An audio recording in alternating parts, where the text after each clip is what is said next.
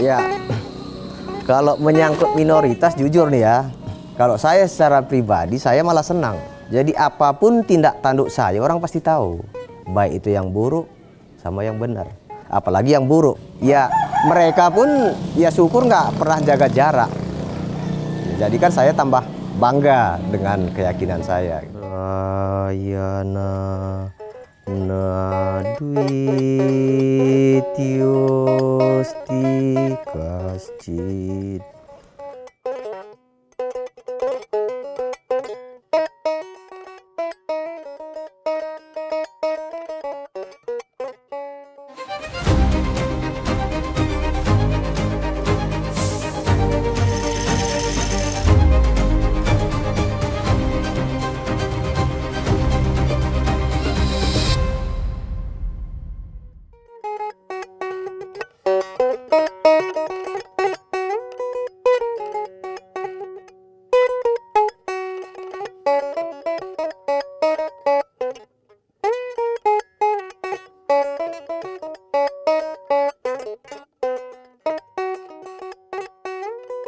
Suku Karo adalah suku yang mendiami wilayah Pegunungan Karo, Kabupaten Deli Serdang, dan Langkat, Sumatera Utara. Etnis Karo memiliki akar budaya yang kaya dan juga mendapat pengaruh dari suku-suku lain seperti Aceh dan Batak. Leluhur Karo dulunya memeluk kepercayaan Pemena, yang secara harfiah berarti pertama dalam bahasa Karo. Awalnya kepercayaan ini disebut Parbegu atau penyembah roh, yang kemudian diganti menjadi Pemena agar lebih halus dan tidak dianggap sebagai pemuja setan, melainkan penghormatan terhadap roh leluhur.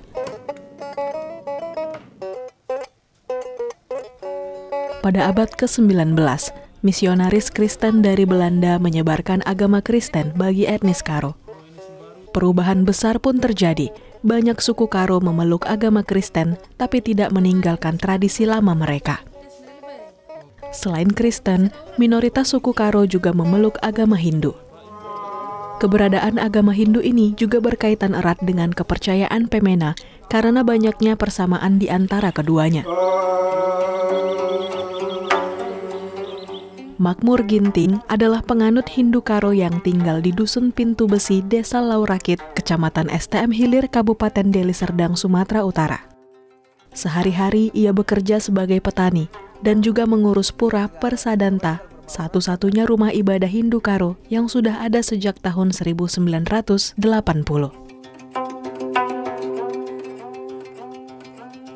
Om Swastiastu, mejuah-juah kita kerina. Nama saya Makmur Ginting, SHG. Saya di Pura Persadanta Pintu Besi selaku pengurus Pura. Kalau dari tahun 80-an hampir 90%. Cuma seiring dengan berjalannya waktu dan pesatnya perkembangan agama, kalau sekarang ya udah sebagian kecil lah. Kurang lebih sekitar 15 kakak. Saya pribadi bersama keluarga awalnya Hindu. Cuma di tengah perjalanan mungkin akibat pernikahan orang tua sempat pindah ke Katolik. Dan sekitar tahun 2000 kembali lagi ke Hindu sampai sekarang. Awalnya sih keluarga. Kalau saya sih awalnya ya masih ragu lah, cuma karena situasi merantaulah ke Nusa Tenggara Barat dan kebetulan kuliah di kampus yang beragama Hindu. Kalau kehidupan secara umum, masyarakat Karo yang ada di Dusun 1 Pintu Besi, secara umum itu rasa kekeluarganya sangat tinggi. Jadi setiap ada kegiatan apapun, baik itu kemalangan, pesta, atau apalah, bahkan pada saat kita menanam padi lah, katakanlah ke ladang, ke sawah, kita selalu mengutamakan gotong royong. Jadi rasa kekeluargaan itu masih sangat tinggi.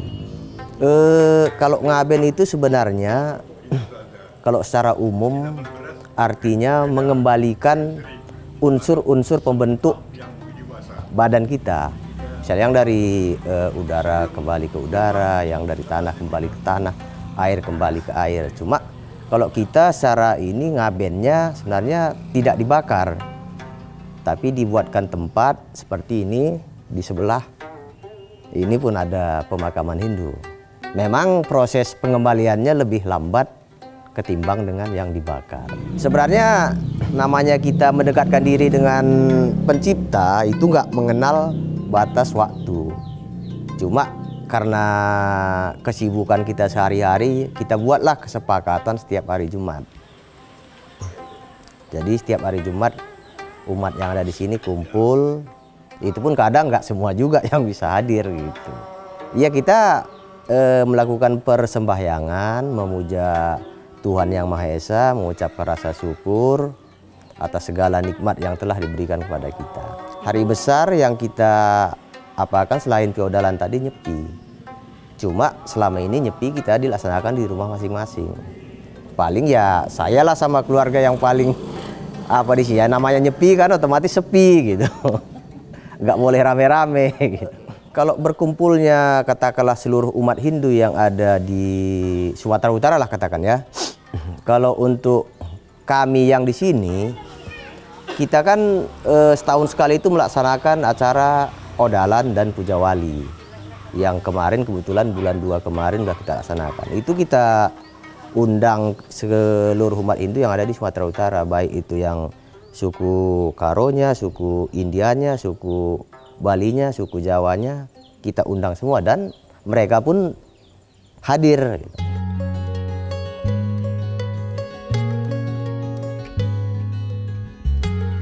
Pura Persadanta diresmikan pada tahun 1980 oleh Gede Partana, Ketua Parisada Hindu Dharma Sumatera Utara, seorang mayor angkatan udara yang berasal dari Bali.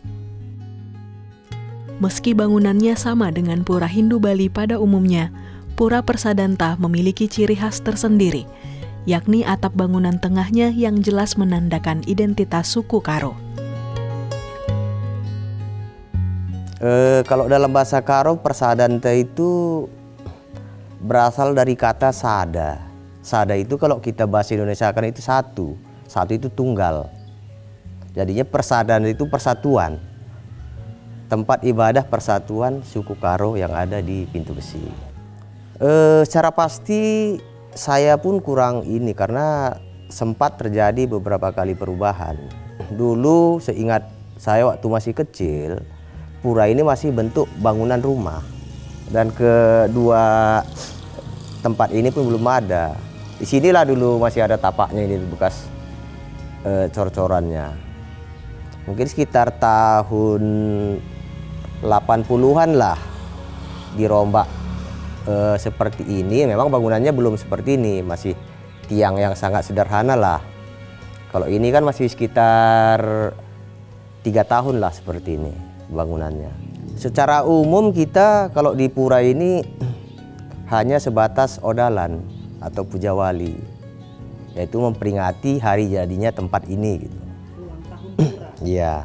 Selebihnya kalau untuk sosial ada upacara kematian atau fitrayatnya sama pernikahan. Kalau untuk sekarang cuma 3 itu aja. Karena di samping memang keterbatasan kita umat, ekonomi, itu yang menyebabkan hanya sebatas 3 inilah. Secara umum kita lihat bahwa Hindu itu masuk ke Indonesia itu sejak abad ke-1 sampai ke-4 Masehi. Secara umum di Indonesia dibuktikan dengan mulai berdirinya kerajaan Hindu tertua di Kutai di Kalimantan. Kemudian setelah itu persebaran Hindu di Indonesia mulai meluas sampai juga ke wilayah Sumatera. Untuk wilayah Karo sendiri, pada abad pertama Masehi sudah ditemukan bukti catatan bahwa sudah ada agama Hindu. Tetapi kemudian secara meluasnya ada seorang resi dari India yang secara langsung datang dari India bernama Magid Brahmana diyakini oleh para sejarawan sebagai pembawa agama Hindu pertama ke Tanah Karo. Nah, sejak saat itu mulai terjadi asimilasi, akulturasi antara resi tersebut dengan masyarakat tempatan, sehingga diyakini sebagai garis keturunannya dari marga Sembiring Brahmana sampai sekarang di Tanah Karo.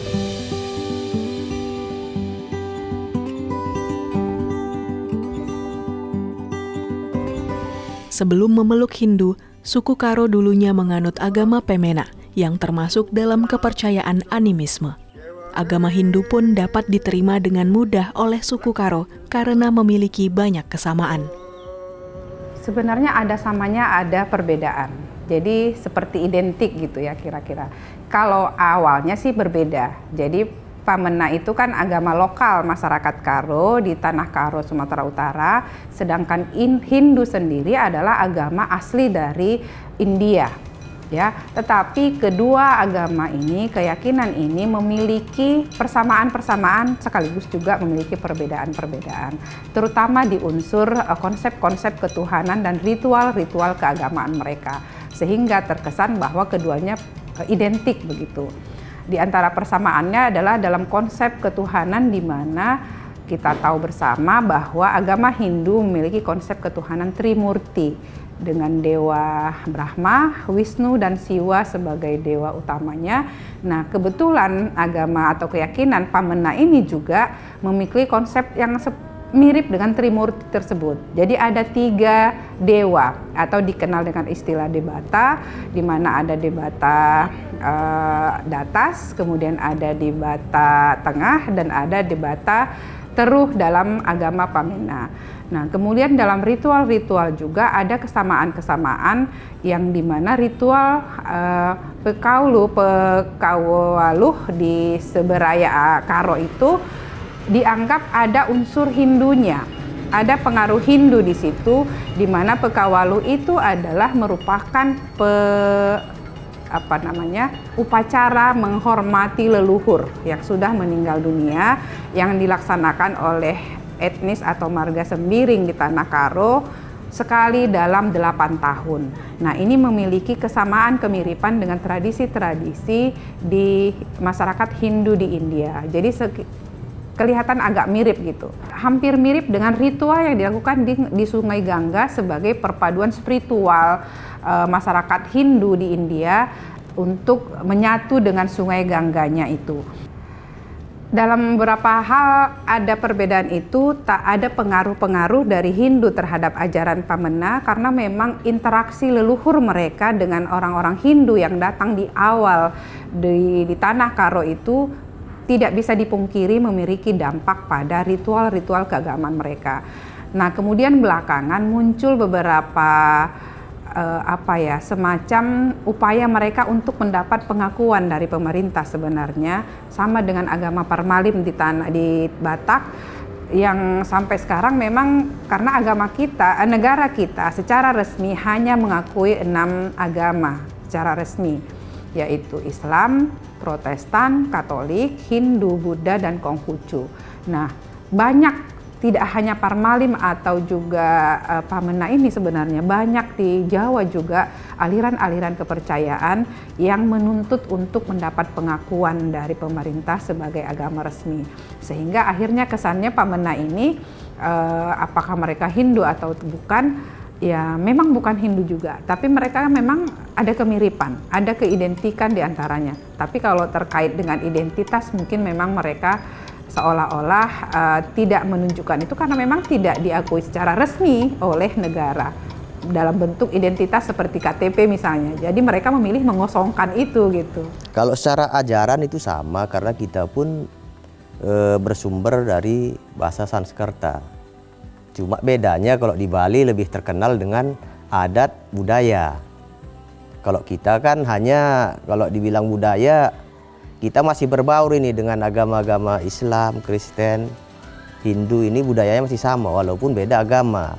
Sedangkan di Bali karena mayoritas dia Hindu, jadi hanya kelihatan budaya sama agama itu bersatu gitu. Jadi yang lebih dikenal sebenarnya budayanya. Satu dari musik, yang kedua dari upacara, yang ketiga sarana upacaranya. Karena kalau untuk bidang sarana, karena kita keterbatasan umat sama biaya, jadi kita sederhanakan saja gitu. Cukup dengan ya daun, buah, bunga, air, sama api. Itu pun sifatnya masih sangat nista, kecil. Sedangkan kalau di Bali mungkin udah di atas itu jauh.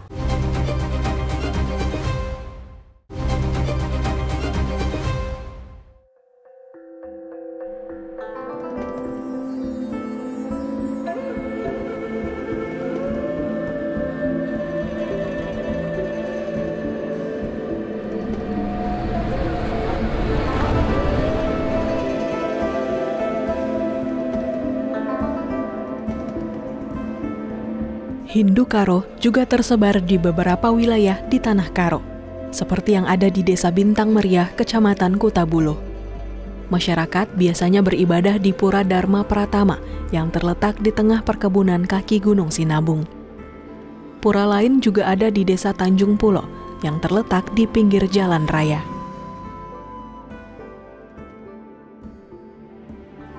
Kenapa begitu mudah Hindu diterima di masyarakat? Nah, ini yang unik. Tidak hanya di Karo atau Sumatera, tapi hampir di belahan bumi Nusantara, Hindu itu sebelum masuknya Islam itu memang sudah berinteraksi secara luas, secara nyaman, enjoy dengan masyarakat tempatan. Kenapa? Karena agama Hindu mudah melakukan akulturasi, mudah melakukan asimilasi, mudah melakukan interaksi dengan masyarakat, dengan budaya, tradisi yang ada di daerah di mana mereka hadir gitu. Kemudian dalam beberapa arsitektur dan simbolis di Karo, simbolisme itu juga ada ditemukan beberapa ornamen-ornamen dalam ukiran-ukiran mereka yang dia itu merupakan pengaruh Hindu. Ya, ada ornamen Hindu di situ, jadi ada efek pengaruh itu, inkulturasi ke dalam itu. Juga dalam adat tradisi ritual dari Karo ditemukan juga tulisan-tulisan Sansekerta. Ya, jadi tulisan-tulisan itu juga dianggap sebagai inkulturasi dari ajaran Hindu atau Hindu kepada budaya, sosial budaya masyarakat Karo itu.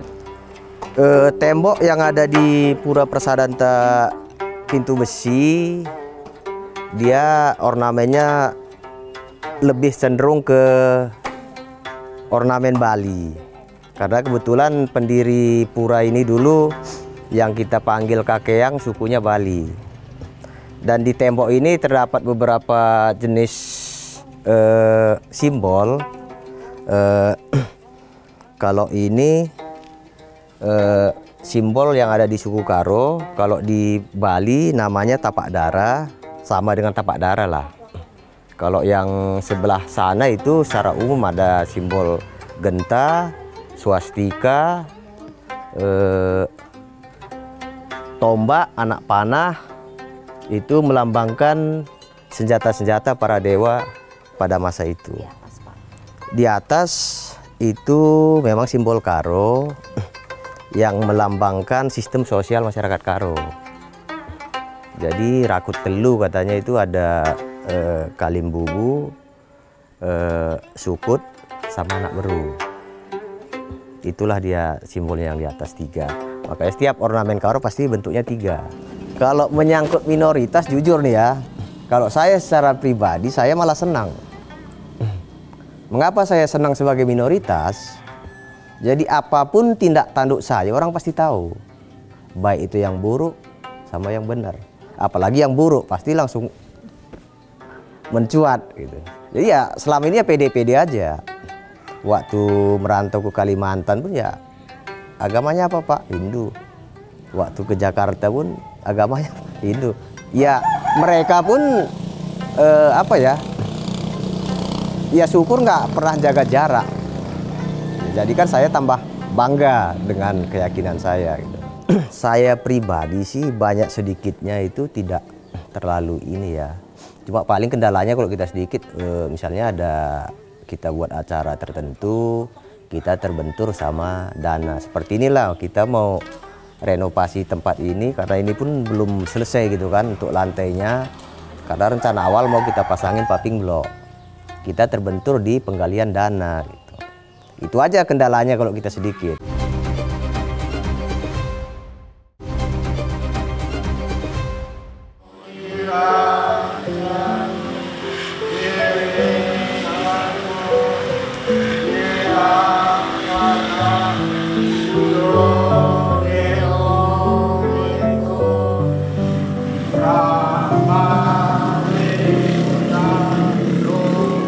Sebenarnya memang penurunan jumlah penganut Hindu Bali ataupun Hindu Karo di beberapa daerah di wilayah Sumatera Utara itu juga seiring dengan terjadinya asimilasi dan akulturasi dari berbagai penganut agama itu. Artinya terjadi pernikahan dengan agama-agama lain, baik Islam, kemudian juga yang Protestan atau Katolik atau yang lain, sehingga ya karena di negara kita kan pernikahan beda agama itu tidak bisa disahkan secara undang-undang, maka mereka harus menikah dengan agama yang sama.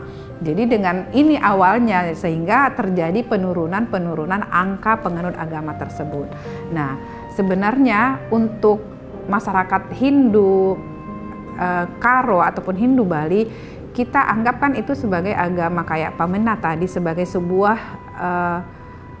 hasanah kekayaan budaya Nusantara kita gitu. Karena tidak hanya dia sebagai agama, tapi memang dia merupakan yaitu tadi kekayaan kita.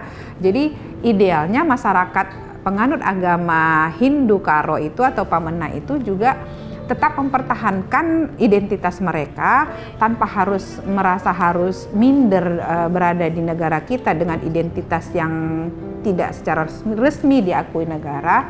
Mereka harus tetap mempertahankan itu sebagai bagian dari kekayaan bangsa kita, baik sebagai budaya, tradisi, ataupun kepercayaan kepada Tuhan Yang Maha Esa tadi. Harusnya mereka bisa berinteraksi dan bersosialisasi kepada masyarakat luas dan tetap percaya diri saja dengan keyakinannya. Seharusnya seperti itu.